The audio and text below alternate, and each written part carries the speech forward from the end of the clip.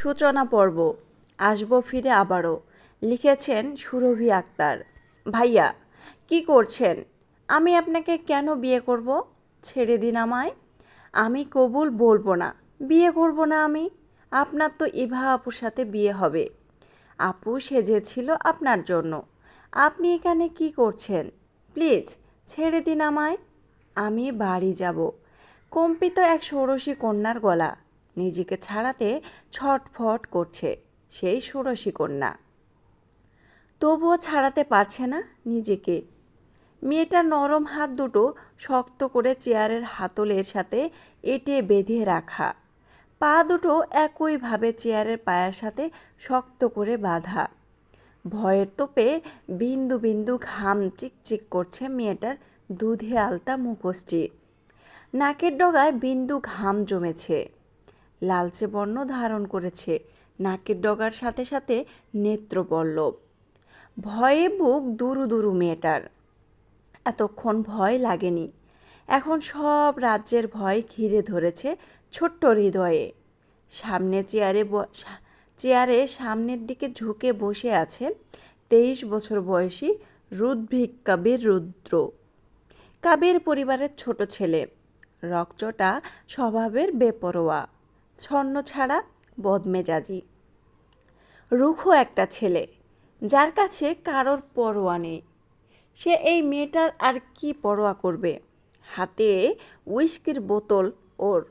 পরপর অনেকগুলো বোতল খালি করেছে লাস্ট 2 ঘন্টা ধরে। মেয়েটার ভয়ার্ত চিৎকারে বিরক্ত হয়ে নেশালো কণ্ঠে বজ্র ধমক দিল রুদ্র, চুপ, একদম চুপ। আমার ওপর উঁচু স্বর পছন্দ নয় আমার। চুপচাপ যা বলছি তাই করবি, তাহলেই ছেড়ে দেব। এই সাদা ভাল্লুকটা তোকে যা বলতে বলছে তাই বল, ঝটপট বল। ফার্স্ট, শেষের কথাটা কণ্ঠ চিপে দাঁত পিষে বলল। ভয়ে শুল্ক ঢোক গিলল সামনের জুব্বা পরিহিত দাড়িওয়ালা মৌলভী লোকটা। চোখে মুখে তার বীভৎস আতঙ্ক। কপালে তারও ঘাম জমেছে, গলা শুকিয়ে আসছে এই ছেলের ক্ষুব্ধ ভাবমূর্তি দেখে। তিনি ঢোক গিলে কপালের ঘাম মুছলেন, মাথার টুপিটা খুলে পকেটে ঢোকালেন। কম্পিত হাতের কলমটা কাগজে বসেছে থেমে থেমে। আবার বললেন গুটিয়ে যাওয়া মেয়েটার উদ্দেশ্যে, তো তোমার নামটা আরেকবার বলো মা। বানান করে বলবে, কেমন? বানান ভুল করলে বিয়ে হবে না। মেয়েটা ফুপিয়ে কেঁদে উঠল এবার। হাত পা ছোড়াছুড়ি করার চেষ্টা করে চেঁচিয়ে উঠল, বলবো না আমি, কিছুতেই বলবো না। বিয়ে করব না, ছেড়ে দিন আমায়। আমার ব্যথা লাগছে হাতে। ভাইয়া প্লিজ ছেড়ে দিন, বাড়ি যাব আমি।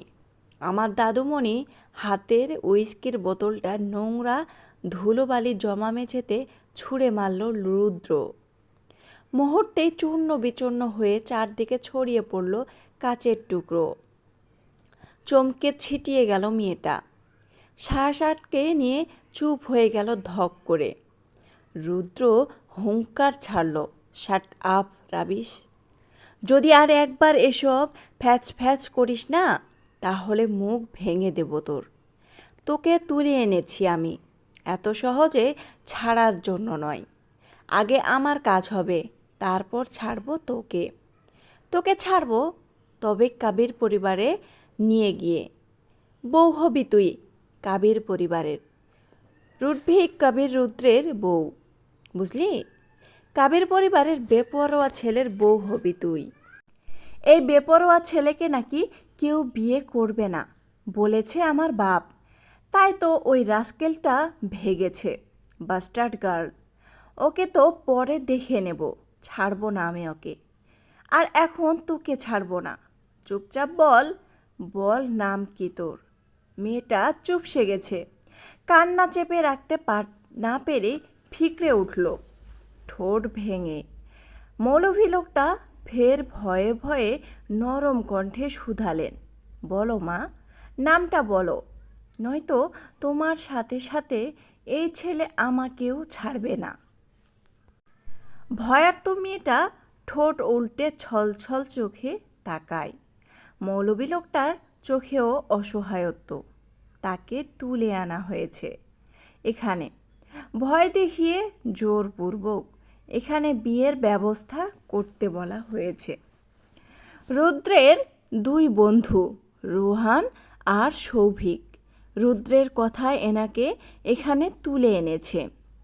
মাগরিবের পর মসজিদ থেকে সবে বেরিয়েছিলেন তিনি, অমনি দুটোই পাজা কোলা করে এনাকে গাড়িতে উঠিয়ে নিয়ে এসেছে এখানে। প্রাণ ভয়ে ভীত তিনি। রুদ্রের অবস্থা দেখে আরও বেশি কুঁকড়ে গেছেন। এসে থেকেই মেয়েটাকে চেঁচিয়ে গলা ফাটাতে দেখছেন, হাত পা বাঁধা।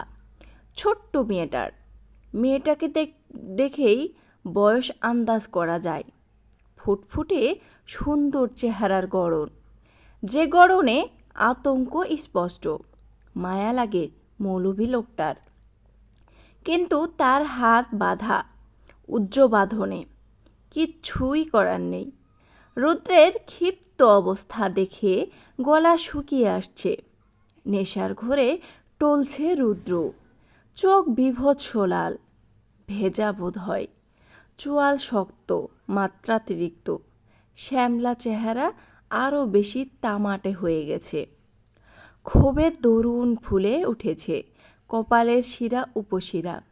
পাশ থেকে আরও একটা উইস্কির বোতল তুলে নিল রুদ্র। সিপি খুলে চুমুক বসালো বোতলের মুখে। তপ্ত চোখ নিভে আসছে। বহুত নেশা করেছে আজ।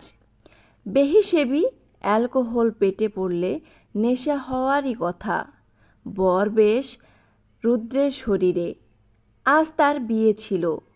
পরের চুমুকে ঢকঢকে অর্ধ বোতল খালি করল সে। এক মুহূর্ত অপেক্ষা করল না। চেয়ারের হাতলে শক্ত বাড়ি মেরে ভাঙল কাচের বোতলটা। ভয়ে আতঙ্কে চোখ মুখ খিচে চেঁচিয়ে উঠল ষোড়শী কন্যা। এক টুকরো কাজ ছুটে গিয়ে গেড়ে বসল কপালের পাশে ডানে ভ্রুর উপর।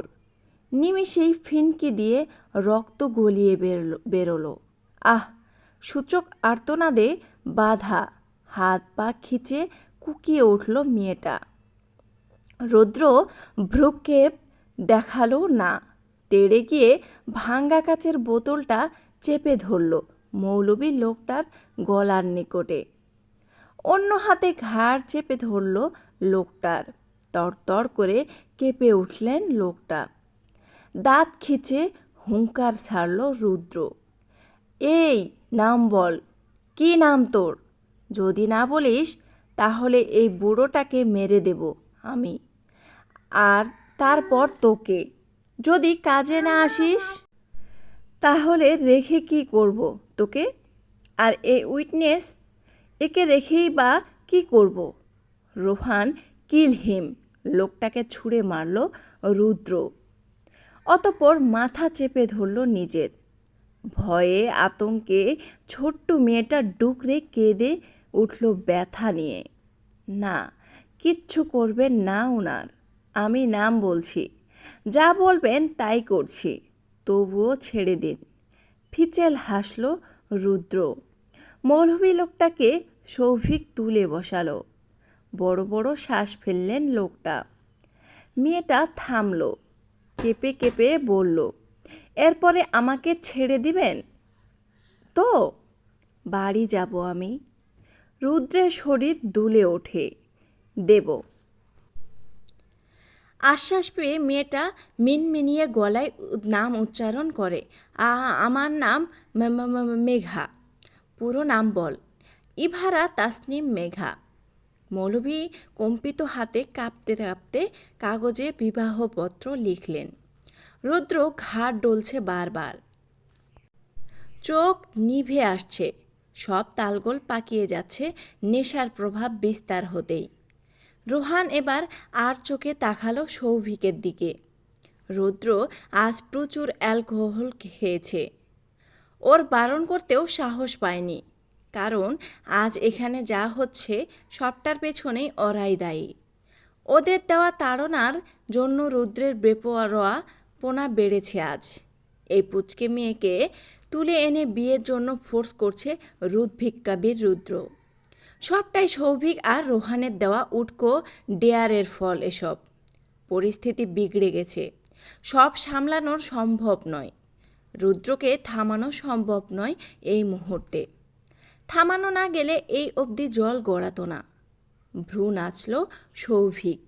নেশার টাল সামলাতে না পেরে পেছনের দিকে পিছিয়ে ধপ করে মেঝেতে পড়ে গেল রুদ্র। অমনি ধপ করে ছুটে উঠে গেল দুই বন্ধু। রুহান বিচলিত হয়ে বলল, Rudi bro, are you okay? Rudra ঝটকা মেরে দূরে সরালো রুহানকে। ডোন্ট টাচ মি, দূরে সর। ওই সাদা পেয়ারটাকে ফার্স্ট হাতে চালাতে বল। সময় নেই আমার হাতে। মৌলভী কেঁপে কেঁপে দ্রুত হাত চালালেন। মেঘা কাঁপছে তীর তীর করে। কপালের কাছটায় চিনচিনে ব্যথা অনুভূত হচ্ছে। রক্ত গড়িয়ে পড়ছে চোখের কার্নিশ বেয়ে। চোখে ঝাপসা দেখছে মেয়েটা। রুদ্রকে এই মুহূর্তে খ্যাপাটে কোনো পাগলের থেকে কম কিছু লাগছে না। মেঘা কোথায় ওকে ভালো ভেবে ভাব জমাতে গেল, আর এই উগ্র লোকটা এখানে তুলে আনলো ওকে। ঠোঁট কামড়ে ফিকড়ে ফিকড়ে উঠছে মেঘা। হাত পা বাঁধা কসলাচ্ছে। মৌলভী লোকটা একটু থেমে বললেন, কাবিননামায় দেনমোহর উল্লেখ করতে হয়। কত উল্লেখ করব বাবা? রুদ্র বুঝল না নেশার ঘোরে। অস্পষ্টে বলল, দেনমোহর কি? এটা স্ত্রীর সম্মানসূচক অধিকার। বিয়েতে দেনমোহর দিতে হয়। কত দিতে হয়? সামর্থ্য অনুযায়ী দিতে হয়। মদ গেলার টাকা পাই না। আমার আবার সামর্থ্য বলে শেরওয়ানির পকেটে হাত ঢুকালো। পকেট ফাঁকা। কিছুই নেই ওর কাছে। দুলতে দুলতে মাথা ঝাঁকায় রুদ্র। সামন পকেটের পাশে একটা ফ্লাওয়ার পিন লাগানো, স্বর্ণের তা। ছেলেদের স্বর্ণ পরতে নেই। রুদ্রের মা এটা শেরওয়ানিতে লাগিয়ে দিয়েছেন তাই।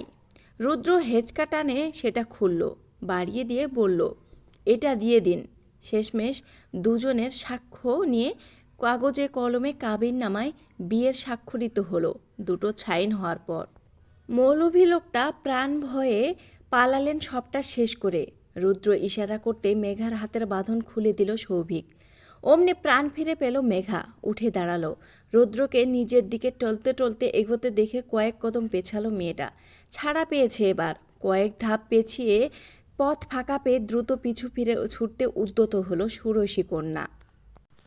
আমি হেঁচকা টান পড়ল মাথার লম্বা হাঁটু সমান বিনুনিটাই। থমকে গেল ছটফটে উদ্যত পা যুগল। ব্যথায় কুকড়ে উঠল মেঘা। রৌদ্র বিনুনিটা হাতে পেঁচিয়ে ঝটকা মেরে মেঘার ছোট্ট দেহটাকে টান মেরে এনে ফেলল নিজের বুকের উপর। ছোট্ট ষোড়শী কন্যার চুলির মুঠি শক্ত করে চেপে ধরল। চোখ মুখ খিচে হাত ছুঁড়ে কুকিয়ে উঠল মেঘা। রৌদ্র নিভু চোখে মেয়েটার ব্যথাতুর মুখপানে তাকিয়ে দাঁত কিড়মিড়িয়ে বলে হিসিয়ে, কোথায় পালাচ্ছিস স্টুপিড গার্ল? ভাইয়া ছেড়ে দিন প্লিজ, লাগছে আমার। আপনি বলেছিলেন আপনি আমাকে বাড়িতে যেতে দেবেন। দেবে তো, তবে সেটা কবির ম্যানশনে। এখন আমার সাথে যাবি তুই। আমার সাথে চল আমার বাড়িতে। আমাকে বাঁধার জন্য বউ প্রয়োজন। হয়েছিস তুই আমার বউ। এই তো তুই আমাকে বিয়ে করলি, এবার চল আমার বাপকে গিয়ে তোর সাথে পরিচয় করিয়ে দিই। দেখাই তার রিকলে ছেলেকে কেউ একজন বিয়ে করেছে। একটা ভেগেছে তো কি হয়েছে, আর একটা তো জুটেছে। তুই জুটেছিস, তুই নিজেই এসেছিস আমার কাছে। আর ছাড়ছি না তোকে। Let's go wifey. চুলের মুঠি ছেড়ে হাত ধরে টানতে গেলে ঝাড়া মেরে রুদ্রের হাত ছাড়ল মেঘা। সর্বশক্তি দিয়ে গলা চিরে চিৎকার করল। এক পর্যায়ে, ইউ বিস্ট, যাব না আমি আপনার সাথে। আপনি খুব খারাপ। আমি বাড়ি যাব। আমার দাদুমণি অসুস্থ, চিন্তা করবে আমার জন্য। যেতে দিন আমায়। রুদ্র তেতে ওঠে, ঘাড় ডোলে আবারও।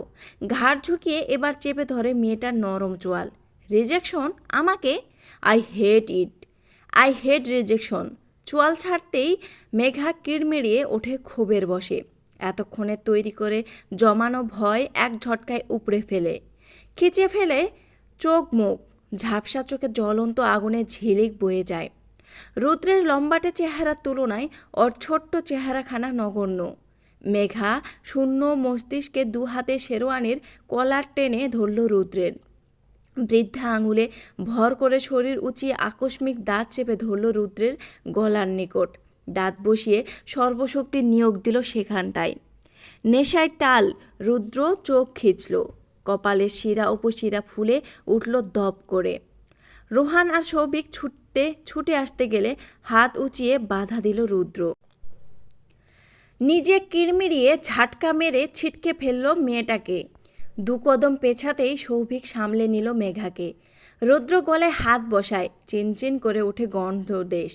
তরতর করে ক্ষুব্ধ বাড়ে রুদ্রের তেড়ে গিয়ে কিছু না ভেবেই সজোরে একটা থাপ্পড় বসায় মেঘার গালে। মাথা চড়কে এক মেঘার চক্কর দিয়ে উঠে আশপাশ। থাপ্পড়ের টাল সামলে ওঠার আগেই ওর গলা চেপে ধরল রুদ্র। খড়খড়ে শক্ত হাতের সর্বোচ্চ শক্তি দিয়ে চেপে ধরল চিকন মেয়েলি গ্রীবা। দাঁত খিচুনি দিয়ে উঠল। স্পর্ধা দেখাস আমায়? এইটুকু একটা মেয়ে আমাকে আঘাত করিস? মুহূর্তে শ্বাস রোধ করে হয়ে আসলো মেঘার। রুদ্রকে রোধের চেষ্টা করে বিফল হলো। চোখ উল্টে আসলো মুখশ্রী বিবর্ণ হয়ে। ফর্সা ধবধবে চেহারা রক্তিম বর্ণ ধারণ করলো। এবার বাড়াবাড়ির মাত্রা বেড়েছে। সৌভিক আর রোহান থামালো রুদ্রকে। টেনে টুনে ওকে দূরে সরালো মেঘার সাথে। সব রাগ ক্ষুব্ধতা এই মেয়েটার উপর নিংড়ে ঝাড়ছে রুদ্র। মেঘা কাঁপছে। ছাড়া পেতেই জোরে জোরে শ্বাস নিতে লাগলো ও। হিসিয়ে রুদ্র উঠল বলে আবার তেড়ে আসতে চাইল। ওকে ধরে বেঁধে আটকালো সৌভিক। আরে ভাই, পাগল হয়ে গেছিস তুই? অনেক হয়েছে। এই মেয়েটার ওপর উঠে পড়ে লেগেছিস কেন তুই? অন্যের ঘরের মেয়ে, চিনিস না জানিস না, ফোর্স করে যা করছিস এনাফ হয়েছে। রাগের মাথায় ভুলভাল কিছু করতে যাস না। এক্ষুনি যদি কিছু হয়ে যেত ওর। মেঘা শরীর অবশ হয়ে আসে। থাপ্পড়ে পর 5 আঙ্গুলের স্পষ্ট দাগ পড়েছে ফর্সা গালে। উন্মুক্ত গলায় কালচে আঙুলের ছাপ। উল্টানো চোখ জোড়া স্বাভাবিক হওয়ার আগেই ধীরে ধীরে নিভে আসে ওর। রুদ্ধ শ্বাস জোরালো হয়ে আসে। বুকে আটকায় নিঃশ্বাস। সৌভিক ওকে ধরে রাখার মাঝেই টলে পড়ল মেয়েটা। লুটিয়ে পড়ল সৌভিকের হাত ছাড়িয়ে। লুটিয়ে পড়ে সম্পূর্ণ জ্ঞান খোয়ানোর আগে বিড়বিড় করল, ভাইয়া, রাত 10টা। বিলাসবহুল কাবির ম্যানশন। পুরো বাড়ি নানান ফেরি লাইটের আলোয় ঝকঝক করছিল সন্ধ্যা পর্যন্ত। বউ বরণ ছিল যে আজ। এখন দপ করে নিভে গেছে সব আলো। অন্ধকার নেমে এসেছে অফ হোয়াইট রঙের দেয়ালগুলোতে। বাড়ির ভেতরটা গুমোট। স্তব্ধতার রেশ পুরো বাড়িতে। ড্রয়িং রুমে চুপচাপ বসে আছেন বাড়ির সকলে।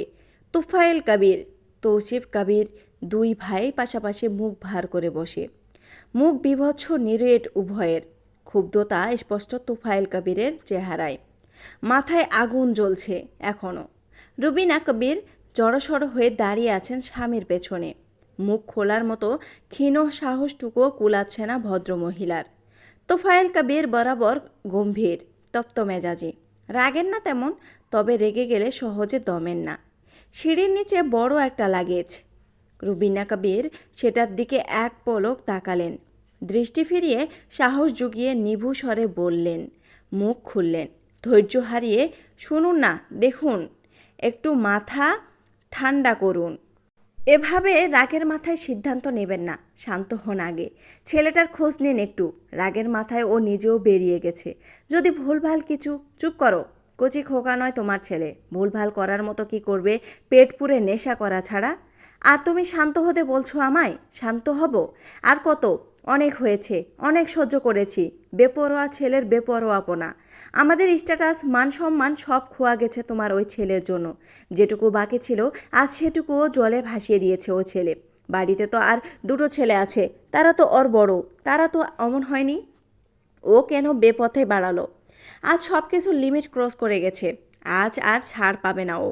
2 ভাইয়ের মধ্যে তোফায়েল কবির ছোট, বড় ভাই তৌসিফ কবির ছোট। তিনি ভাইয়ের তুলনায় যথেষ্ট ঠান্ডা। তোফায়েল কবির রকচটা একটু। তৌসিফ কবির ভাইয়ের রাগ বুঝে ঠান্ডা স্বরে বললেন, হয়েছে, এবার একটু শান্ত হ। রুদ্র কেমন সেটা কারোর অজানা নয়। আজ যা হয়েছে তাতে রুদ্রের এমনটা করা আমাদের কাছে অস্বাভাবিক হলেও ওর কাছে স্বাভাবিক নয়, অস্বাভাবিক নয়। বিয়েবাড়িতে এমন অনাকাঙ্ক্ষিত অঘটন ঘটেছে, এতে ইভার কাণ্ড যথেষ্ট দায়ী। ও না পালালে এর কিছুই হতো না। বিয়ের সিদ্ধান্তটা তো আগে থেকেই নেওয়া হয়েছিল, ইভার মতামতও নেওয়া হয়েছিল। ওকে তো জোর করা হয়নি এই বিয়েতে। তাহলে এমন কেন করলো মেয়েটা? উপস্থিত সময়ে বিয়ে ছেড়ে কাউকে না জানিয়ে পালিয়ে যাওয়ার মানে কি? শুরুতেই বাদ সাধলে এমন কিছুই হতো না। এখন হতো না বলছো ভাইজান?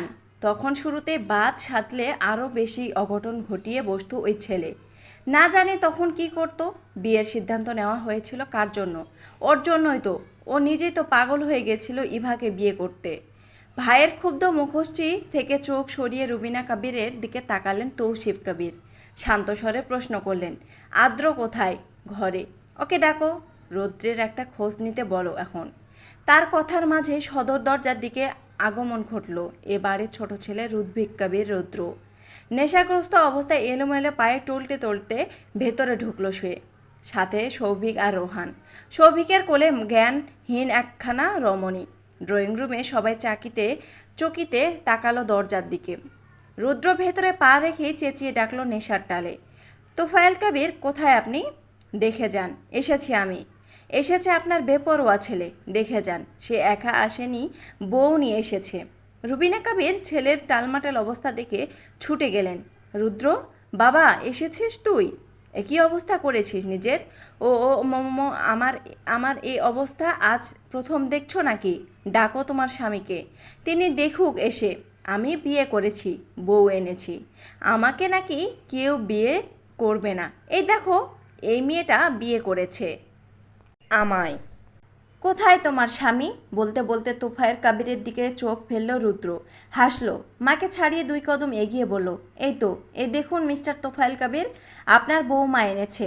এবারের ছোট বউ এসেছে, ওয়েলকাম করুন ওকে। এবার সবাই তাকালো সৌভিকের কোলের নেতিয়ে পড়া মেয়েটার দিকে।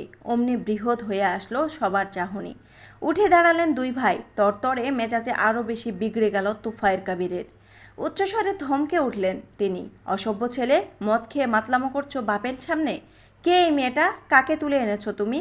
ও অন্য কোনো মেয়ে নয়, ও আমার বউ। তুলে আনিনি, বিয়ে করে এনেছি ওকে। বাজ পড়ল কবির পরিবারের বেপরোয়া ছেলের কথায়।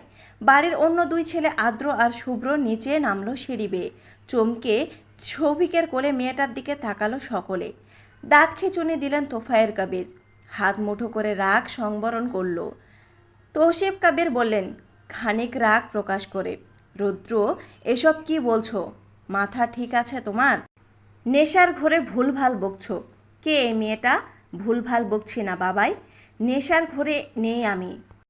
নেশা হয় না আমার, আমি বিয়ে করেছি, ও আমার বউ। মুখ খিচে তেড়ে গেলেন তোফায়েল কবির। এই ছেলে ধৈর্যের বাঁধ ভেঙে দিচ্ছে বারংবার। কোথা থেকে কোন মেয়েকে এই অবস্থায় নিয়ে এসেছে কে জানে। স্বামীকে তেড়ে আসতে দেখে ছেলের সামনে ছেলেকে আড়ালো করে ঢাল হয়ে দাঁড়ালেন রুবিনা কবির। কি করছেনটা কি? শান্ত হন, আগে শুনুন ওর কথা। সরে দাঁড়াও মোমো। কি করবেন উনি আমার? মারবেন? মেরেছেন তো, সবার সামনে থাপ্পড় মেরেছেন আমায়। রুদ্ভিক কবির রুদ্রের গায়ে তুলেছেন ইনি হাত। আর কি বাকি আছে করার? চুপ, বেয়াদব ছেলে। রুবিনা, তোমার ছেলেকে আমার ধৈর্যের পরীক্ষা নিতে বারণ করো, ওর নেশা ছুটাবো আমি।